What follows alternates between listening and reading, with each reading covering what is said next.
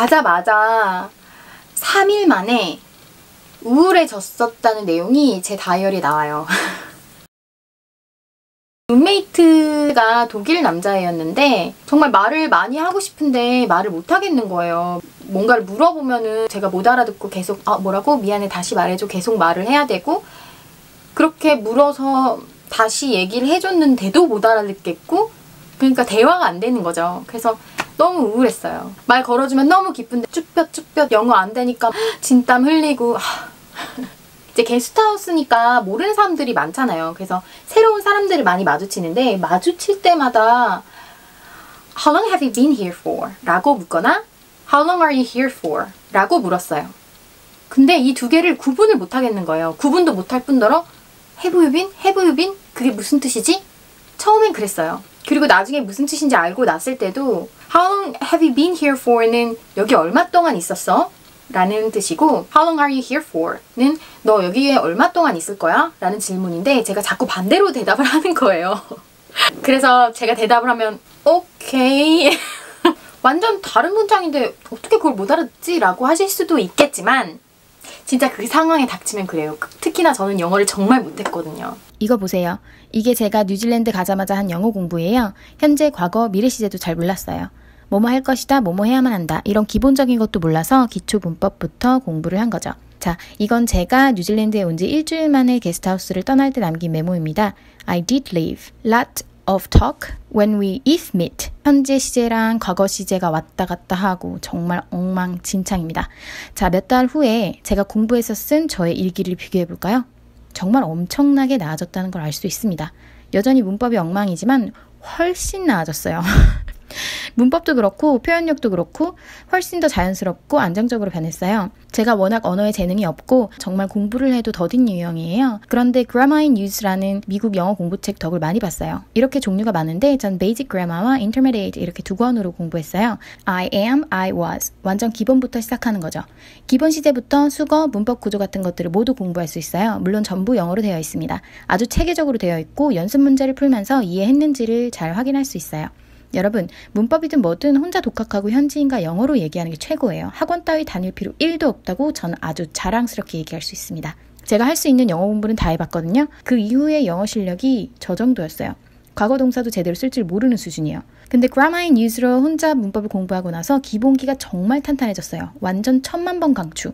영어로 되어 있는데 훨씬 이해가 쉬웠어요. 그 대신 한 번만에는 안 되죠. 저는 3번씩 완벽히 이해하고 넘어갔고요. 모르거나 헷갈리거나 하는 건 무조건 표시해놓고 물어보고 이해할 때까지 예문을 찾아봤어요.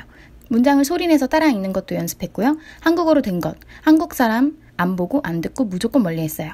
핸드폰 세팅은 무조건 영어고, 영어로 된 음악만 듣고, 영어로 된 영화만 보고, 영어로 된 책만 읽고, 영어로만 얘기했어요. 말하고 듣는 건 훨씬 오래 걸렸지만 그래도 차츰 나아져서 지금 제가 된 거예요. 지금도 저는 영어를 못하지만 그래도 잘 모르는 사람들은 잘한다고 착각할 만큼은 할 수 있게 된 거죠. 아무튼 여러분, 포기하지 마시고 하나씩 천천히 하시면 할 수 있어요. 뉴질랜드에 가자마자 미리 예약했던 호스텔에서 일주일을 지내면서 미리 연락을 취하고 있던 홈스테이 집을 보러 갔고, 호스텔은 3개의 2층 침대가 있는 6인실이었고 일주일에 $150, 한화 124,000원이었어요.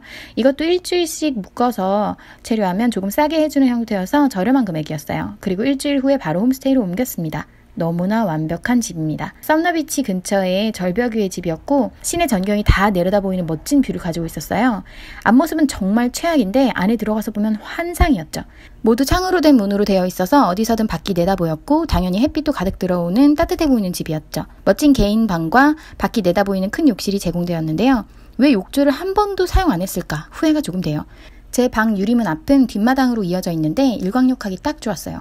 집은 넓었고 제 방은 아늑했어요. 정말 사랑스러운 집이었고 주인이 엄청 깔끔한 사람이라서 2주에 한 번씩 침대 시트를 갈아줬고 집도 전체적으로 정말 깨끗했어요. 그리고 이 집에서 보는 야경과 하늘은 정말 최고였습니다. 홈스테이를 하는 동안 찍은 사진들을 보면 온통 노을 뿐이더라고요.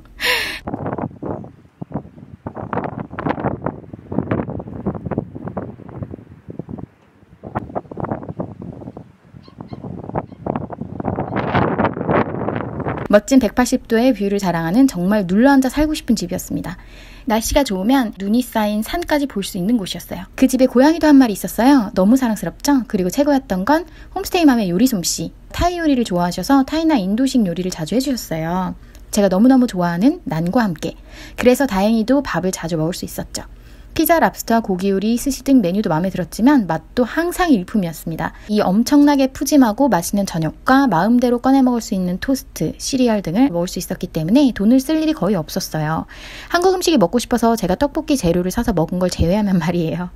그리고 일을 구하거나 영어에 대한 질문을 하거나 하는 데는 늘 최대한 도움을 주려고 애써주더라고요. 그렇게 잘해줬는데 제가 한 달 남짓만 살다가 나갔으니 지금 생각해보면 홈스테이 맘이 화가 날 만도 할 것 같아요. 제가 3개월 이상 지낼 예정으로 갔는데 한 달 만에 갑자기 나가버려서 다른 학생을 구할 때까지 텀이 있었을 테니까 손해였겠죠. 미안한 마음이 많이 들어요. 그리고 늘 밥을 먹고 후식을 준비해줬어요. 제철 과일이 가득 들은 요거트나 케이크 같은 것들이요.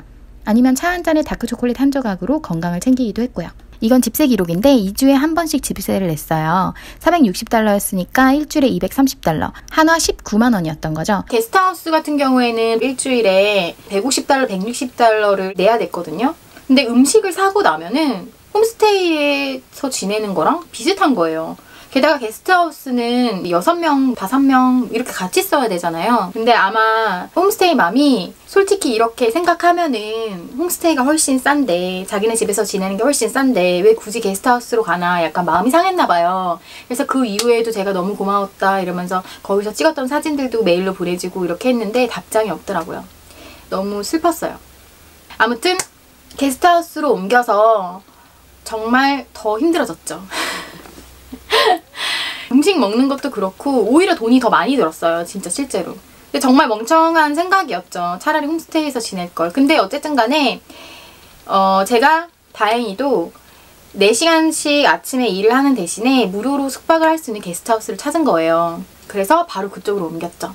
거기로 옮겨서 한 2개월 정도 지냈어요. 감옥 컨셉의 제일하우스라는 곳이었고 매주 수요일 날 빨래할 돈을 지급해줬어요. 여기서부터 저의 자린고비는 제대로 시작되었죠. 제가 얼마나 돈이 없었으면 이렇게 살았겠나 하는 걸 볼 수 있는 기록이 있어요. 제가 먹었던 음식들을 매일매일 기록을 했거든요.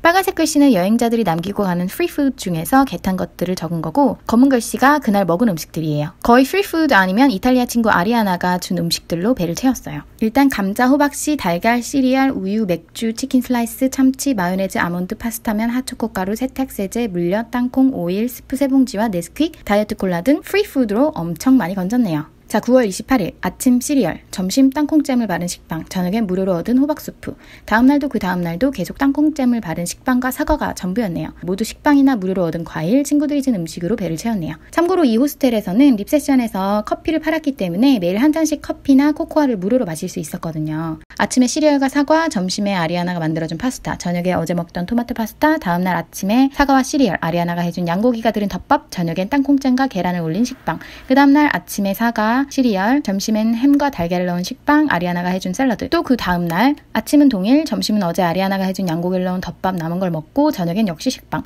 또 그 다음날도 동일하게 저녁은 굶었네요. 아리아나가 만들어주거나 식빵을 먹거나 그게 다네요. 얼마나 제가 돈이 없었으면 이렇게 먹겠어요. 제가 정말 거짓말 안 하고 한 달 동안 15달러를 썼어요. 그러니까 한 달 동안 한 10,000원, 15,000원 정도를 쓴 거죠. 뉴질랜드에서. 그 정도로 정말 돈을 아끼고 안 먹고 안 사고 그러고 살았어요.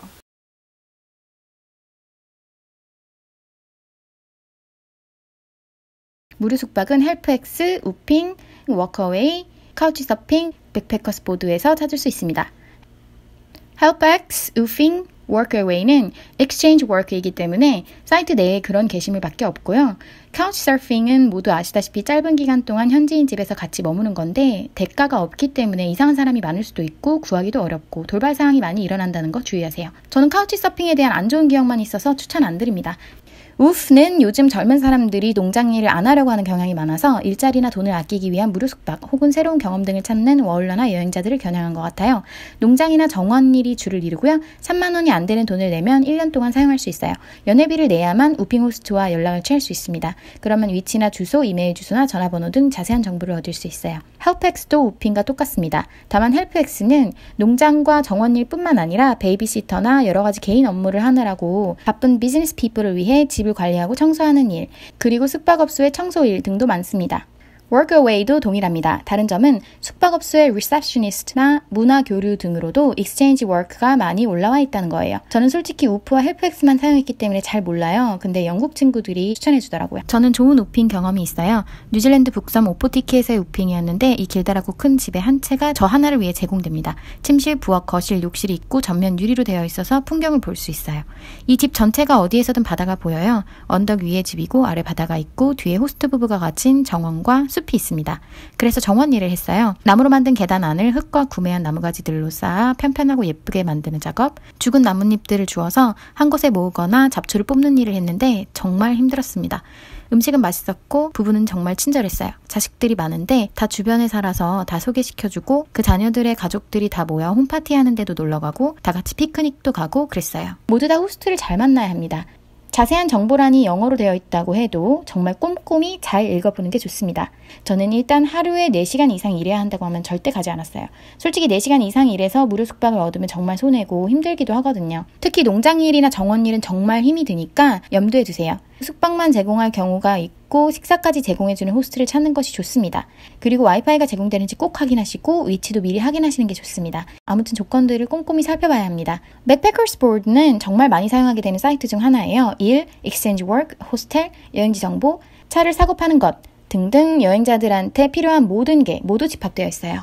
중요한 건 여러분이 발품을 팔아야 한다는 겁니다. 화이팅! 그럼 다음에 뵙겠습니다. 안녕히 계세요.